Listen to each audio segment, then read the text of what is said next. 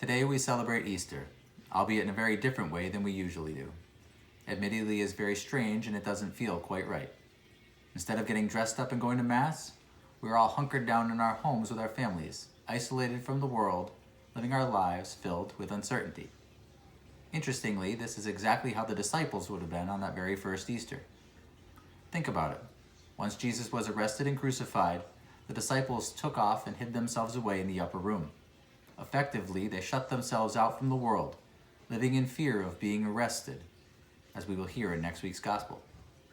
The disciples, out of their fear, couldn't bring themselves to go to the tomb, so Jesus, we are told, will go to them.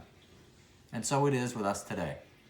We too cannot go to meet Jesus at Mass, but Jesus comes to us. He will always come to us. And during this pivotal time in our history, it is important that we remember this as individuals, as a community, and as Christians. Many of us may feel like lost sheep because we are unable to go to Mass, or adoration, or confession. What we have to remember is that we are the domestic church.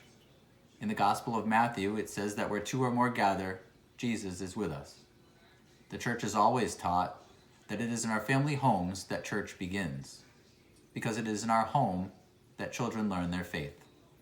And they learn about God's love through our actions and examples. We learn and teach this through the many growing pains and the nitty-gritty details of everyday life as our family grows together. Everyday life is often ordinary, and it may be chaotic or uncertain. Yet along with our normal routines, the kids' quarrels, teenage moodiness, and sometimes grouchiness with each other, we learn how to show God's love towards ourselves and each other. We help each other, we serve each other, we forgive each other, we lift each other up. We've all been given the gift, though it might not feel like it all the time, of time. Many of us just a couple of months ago would have loved a break in our busy schedules. Well, now we have it, and we may be questioning how best to use it.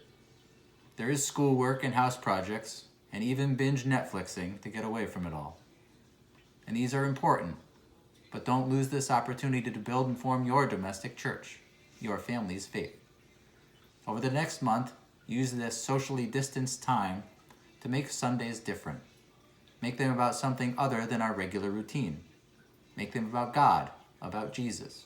Make them about each other. Make them about family. Jesus is here. He is knocking at your door. How will you receive him? Have a blessed and wonderful Easter. Hallelujah, hallelujah.